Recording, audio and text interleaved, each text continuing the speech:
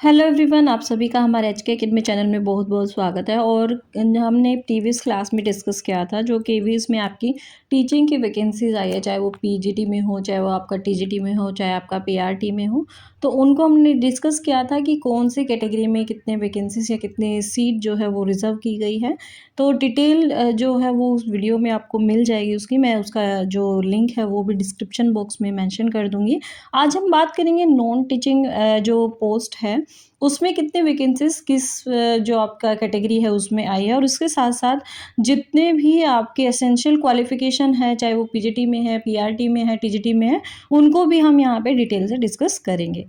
Non teaching post जो है वो आपकी केवीएस में निकली है, तो आपको ध्यान रखना है कि केवीएस में अगर नॉन टीचिंग पोस्ट पे कोई अप्लाई करना चाहता है तो वहाँ पे इसका जो मैंने प्रीवियस वीडियोस में बताया है कि वहाँ पे लिंक दिया हुआ है, वहाँ जाके केवीएस की साइट पे जाके आपको उसको क्या करना है, अप्लाई करना है। तो सबसे पहले एडमिनिस्ट्रेटिव ऑफिसर की बात करते हैं, तो यूआर में इसकी 6 पोस्ट निकली है, ईडब्ल्यूएस में इसकी एक ही पोस्ट आई है, और ओबीसी नॉन क्रीमी लेयर पे यहाँ पे 3 पोस्ट है। और ये जो 3 पोस्ट है ये इसमें जो बैकलॉग वैकेंसीज थी उसको भी इंक्लूड किया गया है, और एससी की एक ही पोस्ट आई है जिसमें बैकलॉग जो वैकेंसी थी उसको इसमें इंक्लूड किया गया है, और एसटी में एक ही पोस्ट आई है। टोटल एडमिनिस्ट्रेटिव ऑफिसर की यहाँ पे 12 पोस्ट आई है।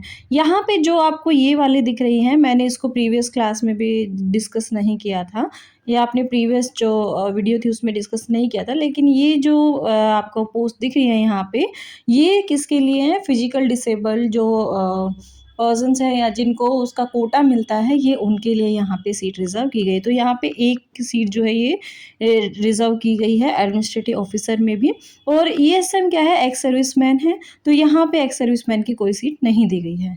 अब बात करते हैं फाइनेंस ऑफिसर की। फाइनेंस ऑफिसर में आपका यूआर में एक ही सीट है, ईडब्ल्यूएस में भी एक ही सीट है, ओबीसी में यहाँ पे 2 सीट आई है, एससी में एक ही सीट है, वो भी बैकलॉग की है, और टोटल 5 सीट यहाँ पे दी गई है। बाकी किसी में भी फिजिकल डिसेबल्ड हो, चाहे वो एक्स सर्विसमैन हो, उसमें किसी में भी पोस्ट नहीं आई है। अब बात करते हैं असिस्टेंट इंजीनियर की। असिस्टेंट इंजीनियर में भी ईडब्ल्यूएस और यूआर में एक-एक पोस्ट आई है। ओबीसी में कोई पोस्ट नहीं है, एससी एसटी में भी कोई पोस्ट नहीं है, और जो आपका फिजिकल डिसेबल्ड है या फिर एक्स सर्विसमैन है उसमें भी कोई पोस्ट नहीं है, सिर्फ 2 ही पोस्ट यहाँ पे आई है।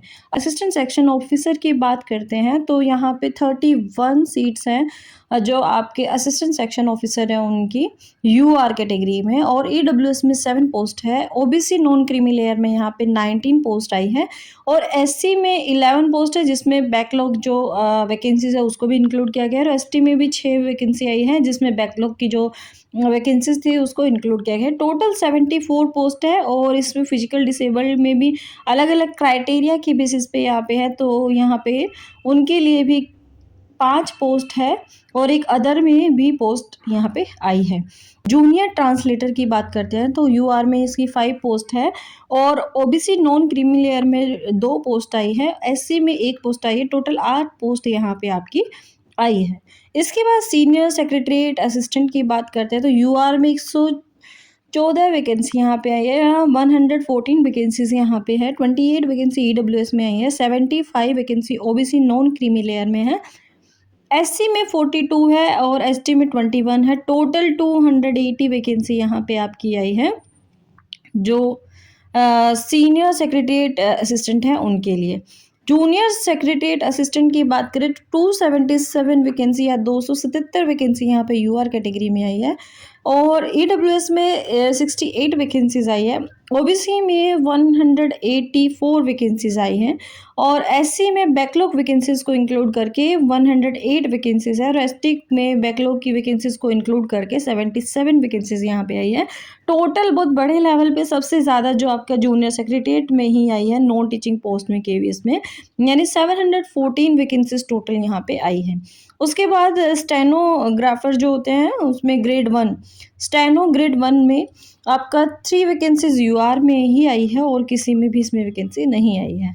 इसके बाद स्टेनो ग्रेड 2 की बात करें तो 19 वैकेंसीज यहाँ पे यूआर में है, ईडब्ल्यूएस में 3 वैकेंसी है, ओबीसी नॉन क्रीमी लेयर में 20 वैकेंसी है, एससी में 9 वैकेंसी है, एसटी में 6 वैकेंसी है। टोटल जो वैकेंसी की बात करें तो 57 वैकेंसीज यहाँ पे आई है। तो ये है आपका नॉन टीचिंग जो पोस्ट हैं इन केवीएस। तो जिन भी लोगों को लगता है या जो भी लोग इसके लिए एलिजिबल हैं, वो इसमें अप्लाई कर सकते हैं। यहाँ पे सबसे पहले हम बात करते हैं एडमिनिस्ट्रेटिव ऑफिसर के लिए जो आपका एलिजिबिलिटी क्राइटेरिया है वो क्या होगा और पे लेवल यहाँ पे क्या दिया जाएगा। तो पे स्केल में यहाँ पे आपको लेवल 10 मिलने वाला है, यानी 56,000 से लेकर आपका 1,77,000 तक आपका पे स्केल इसमें रहेगा। और अपर एज लिमिट की बात करें कि कितना एज तक इसको फॉर्म को अप्लाई कर सकते हैं, तो 45 साल से ज़्यादा उम्र नहीं होनी चाहिए किसी की भी। तो अगर आपके 45 साल से उम्र कम है तो आप एडमिनिस्ट्रेटिव ऑफिसर के लिए अप्लाई कर सकते हैं। एसेंशियल क्वालिफ़िकेशन की बात करें तो आपके पास ग्रेजुएशन होनी चाहिए किसी भी रिकॉग्नाइज्ड इंस्टीट्यूट या फिर यूनिवर्सिटी की, और 3 साल का रेगुलर सर्विस होना चाहिए आपका सेक्शन ऑफिसर के लेवल पे, और उसमें पे लेवल भी आपका 7 पे लेवल होना चाहिए, जो या तो सेंट्रल गवर्नमेंट में हो या जो आपकी ऑटोनोमस बॉडीज़ हैं सेंट्रल गवर्नमेंट की उसके अंदर हो। उसके साथ-साथ आपको कंप्यूटर की भी नॉलेज होनी चाहिए, कंप्यूटर एप्लीकेशन आपको यहाँ पे उसका बेसिक्स पता होना चाहिए, तो आप इसको अप्लाई कर सकते हैं।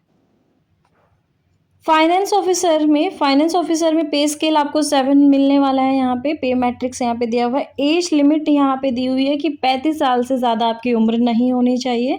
एसेंशियल क्वालिफ़िकेशन में बैचलर डिग्री आपकी कॉमर्स में ही होनी चाहिए फाइनेंस ऑफिसर के लिए, आपको ध्यान रखना है। और 50% या फिर 50% से ऊपर ही आपके मार्क्स होने चाहिए जो आपकी रिकॉग्नाइज्ड यूनिवर्सिटी है, इंस्टीट्यूट है वहाँ से। और एटलीस्ट 4 ईयर का आपका पोस्ट क्वालिफिकेशन एक्सपीरियंस होना चाहिए, यानी क्वालिफिकेशन के बाद आपका 4 साल का एक्सपीरियंस होना चाहिए, और वो एक्सपीरियंस आपका ऑडिट और अकाउंट के अंदर होना चाहिए, चाहे वो सेंट्रल में हो, स्टेट गवर्नमेंट में हो या फिर ऑटोनोमस बॉडीज़ में हो। वो सेंट्रल और स्टेट कोई भी हो सकती है। और वो जो भी जॉब आप कर रहे थे वो पे लेवल 6 के अंडर होना चाहिए, तभी आप क्या हैं इसके लिए एलिजिबल हैं। इसके साथ अलग से भी इसमें और भी क्राइटेरिया दिए हुए हैं कि अगर आपके पास मास्टर डिग्री भी है कॉमर्स में और उसमें भी आपके 50% मार्क्स हैं किसी भी रिकॉग्नाइज्ड यूनिवर्सिटी और इंस्टीट्यूट से, और 4 साल का आपने एक्सपीरियंस लिया है ऑडिट और अकाउंट वर्क्स में सेंट्रल और स्टेट गवर्नमेंट या ऑटोनोमस बॉडीज सेंट्रल और स्टेट गवर्नमेंट की, और पे स्केल 6 पे काम किया है, तो भी आप क्या हैं एलिजिबल है फाइनेंस ऑफिसर की पोस्ट के लिए। इसके साथ-साथ बैचलर डिग्री सीए के साथ अगर आपने किया है और आईसीडब्ल्यूए इंटर और एमबीए फाइनेंस में आपने किया है या पीजीडीएम आपने फाइनेंस में किया है 2 साल का फुल टाइम, तो भी आप एलिजिबल हैं। और इसके साथ क्या होना चाहिए, 4 साल का फिर से आपको वही एक्सपीरियंस होना चाहिए ऑडिट एंड अकाउंट्स में। वो आपका सेंट्रल स्टेट गवर्नमेंट हो सकता है, ऑटोनोमस बॉडीज़ हो सकते हैं सेंट्रल और स्टेट गवर्नमेंट की, और पे लेवल जो है वो आपका 6 ही होना चाहिए। इसके साथ-साथ कंप्यूटर की भी नॉलेज आपको होनी चाहिए, यानी कंप्यूटर एप्लीकेशंस भी आपको पता होनी चाहिए। अगर आपके पास ये स्किल्स हैं तो आप फाइनेंस ऑफिसर में अप्लाई कर सकते हैं। और इसके साथ आपको हिंदी और इंग्लिश में काम करने की भी नॉलेज यहाँ पे माँगी गई है जो फाइनेंस ऑफिसर है उनके लिए। असिस्टेंट इंजीनियर के लिए जो आपका क्वालिफ़िकेशन है या फिर जो आपका एलिजिबिलिटी क्राइटेरिया है वो क्या है? सबसे पहले पे स्केल यहाँ पे क्या मिलने वाला है आपको, 7 पे स्केल मिलने वाला है, और अपर एज लिमिट यहाँ पे वही 35 साल से ज़्यादा नहीं होना चाहिए। एसेंशियल क्वालिफ़िकेशन में यहाँ पे दिया हुआ है कि ग्रेजुएट होना चाहिए सिविल इलेक्ट्रिकल इंजीनियरिंग में होना चाहिए रिकॉग्नाइज्ड यूनिवर्सिटी और इंस्टीट्यूट से, 2 साल का उसके पास एक्सपीरियंस होना चाहिए। एक्सपीरियंस किस में होना चाहिए, design and engineering in concern branch from government department और रिकॉग्नाइज्ड इंस्टीट्यूट से। और essential qualification of section officer की अगर बात करें तो यहाँ पे लेवल आपको 6 मिलने वाला है। अपर एज लिमिट यहाँ पे आपके 35 है, और एसेंशियल क्वालिफिकेशन यहाँ पे क्या है कि बैचलर डिग्री आपके पास होनी चाहिए रिकॉग्नाइज्ड यूनिवर्सिटी और इंस्टीट्यूट से, यानी आपके पास किसी भी फील्ड में है बीए, बीएससी या बीकॉम, तो आपके पास सिर्फ बैचलर की डिग्री यहाँ पे होनी चाहिए। Working as UDC and SSA और equivalent on regular basis for minimum 3 years in pay level 4 आपको किसी भी गवर्नमेंट और सेंट्रल गवर्नमेंट हो चाहे वो ऑटोनमस बॉडी हो उनमें काम किया हुआ होना चाहिए, यानी वर्क एक्सपीरियंस आपके पास मिनिमम 3 साल का होना चाहिए लेवल 4 पे। और आपके पास नॉलेज ऑफ कंप्यूटर एप्लीकेशन होना चाहिए और working knowledge of Hindi and English दोनों होना चाहिए, तो ही आप एलिजिबल हैं सेक्शन ऑफिसर के लिए। यहाँ पे जूनियर ट्रांसलेटर की बात करते हैं तो लेवल 6 यहाँ पे पे स्केल आपको मिलने वाला है। एज लिमिट यहाँ पे 30 साल से ज़्यादा नहीं होना चाहिए। एसेंशियल क्वालिफिकेशन में मास्टर डिग्री होना चाहिए from recognised university and institute in Hindi and English, यानी आपके पास मास्टर्स डिग्री जो है वो कंपलसरी है, या तो हिंदी में हो या फिर इंग्लिश में हो, और इलेक्टिव सब्जेक्ट और as a medium of the examination at the degree level, यानी या तो आपके पास डिग्री ही होना चाहिए हिंदी और इंग्लिश का, या फिर एक कंपलसरी इलेक्टिव सब्जेक्ट जो है वो हिंदी और इंग्लिश में से होना चाहिए कोई एक आपके पास, या फिर आपका जो एग्ज़ाम देने का जो मीडियम था वो या तो हिंदी होना चाहिए या इंग्लिश होना चाहिए, तभी आप इसके लिए एलिजिबल हैं। Master degree from recognised university in English with Hindi as a compulsory और elective subject as the medium of examination at the degree level. और तीसरा इसमें क्या eligibility criteria, master degree from recognised university institute in any subject और other than Hindi और English with Hindi medium and English as a compulsory or elective subject as the medium of examination at the degree level। चौथा यहाँ पे क्या eligibility criteria है कि master degree from recognised university institute in any subject और other than Hindi और English with English medium and Hindi as a compulsory elective subject as the medium of the examination at the degree level, यानी आपको क्या है कि किसी और subject में आपने की है लेकिन उसमें हिंदी या इंग्लिश आपका क्या है कंपलसरी है, और इंग्लिश मीडियम आपने अगर रखा है और हिंदी वहाँ पे कंपलसरी सब्जेक्ट था आपका, और आपने जो एग्ज़ाम है उसको भी आपने जो ये हिंदी और इंग्लिश मीडियम में जो मेन है इसमें से किसी एक लैंग्वेज में दिया है, तो भी आप क्या है एलिजिबल है इस पोस्ट के लिए। Master degree from recognised university institute in any subject other than Hindi और English with Hindi and English as a compulsory elective subject or either of the two as a medium of examination and the other as a compulsory or elective subject और at the degree level, तो भी आप क्या है eligible है इसके लिए। Recognise diploma और certificate course in translation from Hindi to English and vice versa, यानी आपके पास अगर आपने डिप्लोमा किया हुआ है हिंदी से इंग्लिश ट्रांसलेशन का, तो भी आप यहाँ एक एलिजिबिलिटी क्राइटेरिया है, यानी ये चारों में से एक आपके पास होना चाहिए और आपके पास डिप्लोमा होना चाहिए, तो ही आप क्या है यहाँ पे एलिजिबल है इस पोस्ट को अप्लाई करने के लिए। इसके साथ 2 year experience of translation work from Hindi to English, यानी क्या है आपके पास 2 साल का एक्सपीरियंस होना चाहिए ट्रांसलेशन वर्क का सेंट्रल और स्टेट गवर्नमेंट ऑफिस में, including government of India undertaking, यानी जो गवर्नमेंट ऑफ इंडिया की अंडरटेकिंग है उसके अंतर्गत ही आपके पास क्या है एक्सपीरियंस होना चाहिए सेंट्रल गवर्नमेंट और स्टेट गवर्नमेंट ऑफिस में काम करने का ट्रांसलेशन का, तभी आप क्या है जूनियर ट्रांसलेटर के पोस्ट पे अप्लाई कर सकते हैं। अब हम बात करते हैं फॉर सीनियर सेक्रेटरीट असिस्टेंट की, तो इसमें पे लेवल जो आपको मिलने वाला है वो लेवल 4 मिलने वाला है, और अपर एज लिमिट यहाँ पे आपका 30 ईयर्स से ज़्यादा नहीं होना चाहिए, और एसेंशियल क्वालिफिकेशन यहाँ पे क्या क्या आपको दी गई है, bachelor degree from recognised university institute और इक्विवेलेंट, यानी आपका बैचलर डिग्री किसी भी में स्ट्रीम में हो सकता है, चाहे वो बी हो सकता है, बीएससी हो सकता है, बीकॉम हो सकता है, working as JSA and LDC or equivalent on regular basis on for minimum 3 years in level 2, यानी आपके सेंट्रल गवर्नमेंट और ऑटोनोमस बॉडी जो है आपकी सेंट्रल गवर्नमेंट की उसमें आपका 3 साल का एक्सपीरियंस होना चाहिए, वो भी किसके बेसिस पे आपका JSA और LDC के बेसिस पे होना चाहिए। इसके साथ ही आपके पास कंप्यूटर का नॉलेज होना चाहिए जो आपकी आगे की ऊपर वाली वैकेंसीज़ में भी सेम दिया हुआ था, और working knowledge of Hindi and English दोनों ही होना चाहिए, यानी इंग्लिश में भी आपकी कमांड होनी चाहिए और हिंदी में भी आपकी कमांड होनी चाहिए। नेक्स्ट है आपका फॉर स्टेनोग्राफर ग्रेड 1 के लिए। ग्रेड 1 को यहाँ पे 6 पे स्केल मिलने वाला है और इसके साथ अपर एज लिमिट जो है वो 30 साल से ज़्यादा नहीं होनी चाहिए। एसेंशियल क्वालिफ़िकेशन में यहाँ पे काफ़ी सारे क्राइटेरियाज़ हैं, इनको भी एक बार देख लेते हैं। सबसे पहले इन्होंने क्या कहा है कि graduate from recognised university and institute, यानी आपकी जो ग्रेजुएशन है वो क्या है आपकी होनी चाहिए, किसी भी रिकॉग्नाइज्ड यूनिवर्सिटी है या इंस्टीट्यूट है इंडिया में।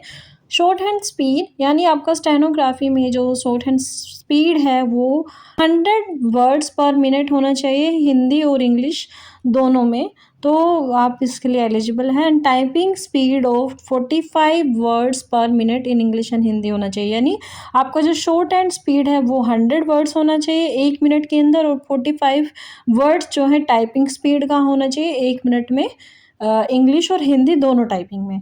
Working as stenographer grade 2 on regular basis for 5 years in the central and state government autonomous bodies of central and state government in pay level 4। और इसके साथ अगर आप क्या है आपके पास 5 साल का एक्सपीरियंस होना चाहिए स्टेट एंड सेंट्रल गवर्नमेंट से। वही सेम यहाँ पे भी है कि नॉलेज ऑफ कंप्यूटर एप्लीकेशन होना चाहिए और working knowledge of Hindi and English यहाँ पे आपके पास होना चाहिए। इसके बाद हम बात करते हैं स्टेनोग्राफर ग्रेड 2 के लिए कौन एलिजिबल है यहाँ पे।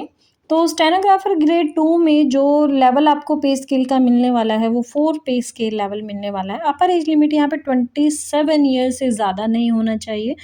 इसमें भी आपके पास ग्रेजुएट मांगा गया है। स्किल टेस्ट नॉर्म्स यहाँ पे दिए गए हैं, यानी आपके पास डिक्टेशन के आपके पास 10 मिनट होंगे और 10 मिनट में आपको 80 वर्ड पर मिनट लिखना होगा, यानी आपको 1 मिनट में 80 वर्ड लिखने हैं तो 10 मिनट में आपको 800 वर्ड्स यहाँ पे लिखने पड़ेंगे।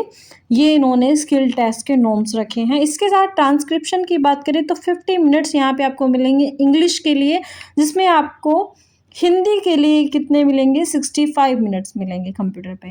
और नॉलेज ऑफ कंप्यूटर का होना चाहिए, यानी वर्किंग ऑन कंप्यूटर, काम करना आना चाहिए आपको कंप्यूटर के ऊपर, और प्रोफिशिएंसी और इन हिंदी एंड इंग्लिश, और हिंदी और इंग्लिश की लैंग्वेज की अच्छी जानकारी आपको होनी चाहिए।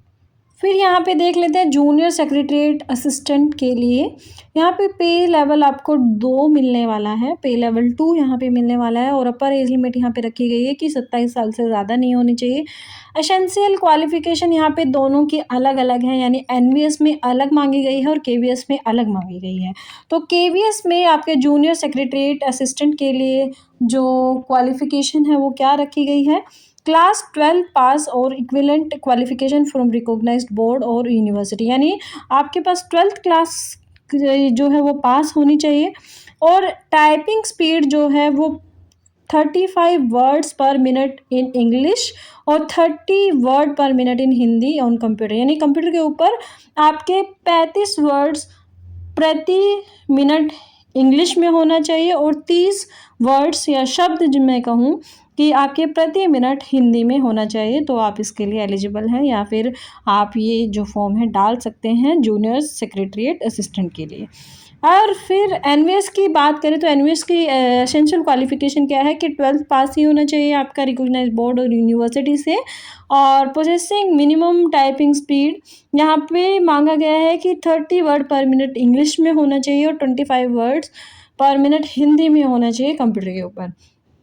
अभी पास लेवल 2, इसके साथ एक और क्वालिफिकेशन है पास, यानी 12+2 लेवल और सीनियर सेकेंडरी, यानी 12th base from CBSE state board और secretarial practices on office management as vocational subject, ये आपके पास होना चाहिए, तो आप एलिजिबल हैं। इसके साथ ही एनवीएस में डिज़ायरेबल भी उन्होंने कुछ रखी हैं requirements. Knowledge of computer operation and data entry acquired either as a subject at आपका +2 लेवल और through 6 months diploma in computers from recognized institute और through computer literacy certificate at school level, यानी दोनों में से कोई भी हो कि या तो आपने डिप्लोमा किया हुआ हो 6 मंथ का जो बेसिक कंप्यूटर्स का होता है, या फिर आपको स्कूल लेवल पर ही आपको कंप्यूटर लिटरेसी सर्टिफिकेट का जो सर्टिफिकेट है वो मिला हो, तो आप इसके लिए जो है डिज़ायरेबल जो एसेंशियल क्वालिफिकेशन है उसको क्वालिफाई करते हैं।